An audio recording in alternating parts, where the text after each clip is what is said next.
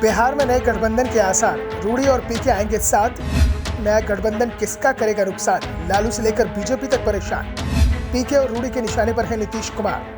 बिहार में जिसने जातियों को साधा उसने बिहार की सत्ता भी साध ली। यह कहावत 4 दशक से चली आ रही है। इसे जिसने भी बदलने का प्रयास किया उसे हार मिली। यहाँ तक कि जब पूरे देश में मोदी लहर चल रही थी तब भी 2015 के बिहार विधानसभा चुनाव में बीजेपी को जबरदस्त हार मिली थी। पिछले 1.5 दशक में बीजेपी को सबसे कम सीटें मिली थी और अब एक बार फिर से बिहार में नया प्रयोग चल रहा है। चुनाव रणनीति कार से नेता बने प्रशांत किशोर पैदल पैदल घूमकर पूरा बिहार नापने का संकल्प ले चुके हैं। अभी उन्होंने कुछ दिन पहले ही अपनी जन स्वराज यात्रा को स्थगित किया था, लेकिन संकल्प है कि इसे फिर से शुरू किया जाएगा और पूरा किया जाएगा। पीके की इस यात्रा में केंद्र और बिहार सरकार दोनों निशाने पर है, तो दूसरी ओर एक यात्रा पर बीजेपी सांसद और पूर्व केंद्रीय मंत्री राजीव प्रताप रूडी भी निकल पड़े हैं। रूडी विजन बिहार एजेंडा को लेकर आगे बढ़ रहे हैं। अब यह महज संयोग है या फिर कोई प्रयोग कि बिहार को बदलने के लिए दोनों ही किरदार बेचैन दिखाई दे रहे हैं। उन्हें बिहार का पिछड़ापन दिखता है, रोजगार के लिए पलायन का एहसास होता है, शिक्षा की बदहाली से वो दुबले हो रहे हैं, जातिवाद की जकड़न से बिहार को उभारने के लिए बेताब है। वो बिहार के लिए विशेष राज्य या खास पैकेज की मांग करते हैं। अपने ही संसाधनों से बिहार को आगे बढ़ाने का सपना देख रहे हैं। इस सीएम बनने का सपना मन में नहीं पालते हैं। उन्हें तो जेपी की तरह सीएम पीएम बनाने वाली भूमिका ही पसंद है।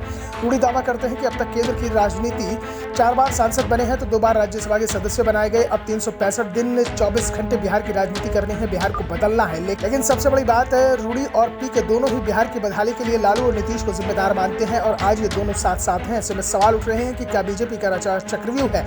लेकिन जिस तरह से दोनों प्रचार कर रहे हैं उससे बीजेपी का वोटर भी प्रभावित होता हुआ दिखाई दे रहा है। बिहार की दुर्दशा का कारण प्रशांत किशोर जनता का सोते रहना बताते हैं। रूडी जनता का बंद दिमाग खोलने के लिए अपना अभियान चला रहे हैं तो पीके उसे जगाने के लिए गांव-गांव जा रहे हैं। दोनों में बुनियादी फर्क यह है कि चुनावी रणनीतिकार है तो दूसरा कुशल राजनीतिज्ञ है। चुनावी रणनीतिकार होने के कारण पीके के पास कोई पॉलिटिकल प्लेटफॉर्म तो नहीं है, वहीं रूडी के पास भाजपा का राष्ट्रीय व्यापी मंच है। फिर भी रूडी पार्टी के बैनर से अलग अपना अभियान चला रहे हैं। रूडी इसमें अपने नफा नुकसान का कोई आकलन नहीं करते तो पीके वैकल्पिक राजनीति की बात करते हैं।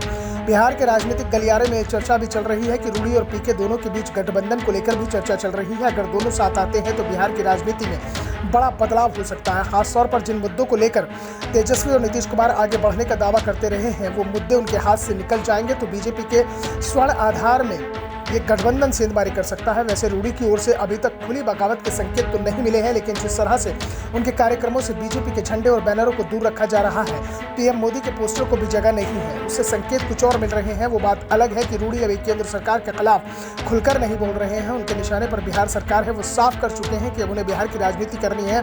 तो दूसरी ओर प्रशांत किशोर बिहार सरकार के साथ ही साथ केंद्र को भी निशाने पर लेते रहे हैं।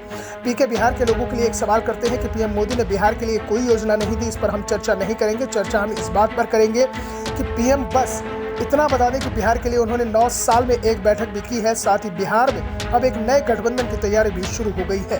Bureau report, the such India.